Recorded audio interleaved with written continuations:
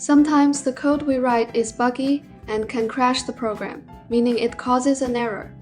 Other times, the code itself is correct, but external issues, such as invalid user input, can still cause the program to crash.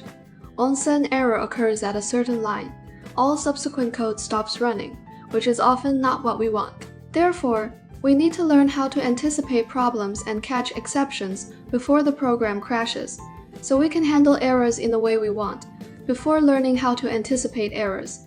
Let's first understand how programs can crash, or in other words, what types of exceptions exist. Accessing a list with an index outside its valid range causes an index error. Dividing a number by 0 causes a zero division error. Trying to open a file that does not exist causes a file not found error. Performing an invalid operation, such as multiplying two strings, causes a type error, and so on. There are many types of exceptions, far too many to list them all. The more mistakes your code has, the more familiar you'll become with different kinds of errors.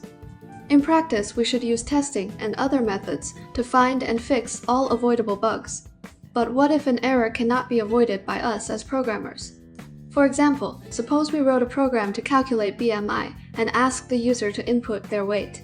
If the user enters a line of Chinese poetry instead of a number, it can't be converted, and the program crashes before you even get a chance to respond. However, if we can catch that exception, the program won't crash. We can catch exceptions using the try except statement.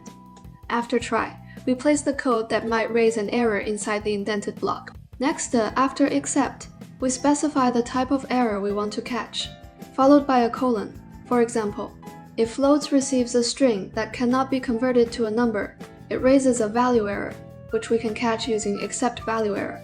Inside the indented block, we write the code that should run when that error occurs. In this example, we can print a message telling the user to enter a valid number. In this example, besides value error, a zero division error may also occur if the user enters 0 for height. We can catch it in the same way by adding another except zero division error with its corresponding handling code. Sometimes we can't anticipate every possible type of error. If you want the program to avoid crashing no matter what error occurs, you can use a bare except to catch all exceptions. It's important to note that try except clauses are checked from top to bottom. Only an exception is caught by the first matching except block.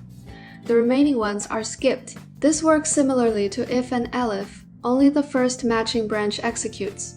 Now you know how to make a program respond to errors instead of crashing outright. After except, we can also add two more clauses, else and finally.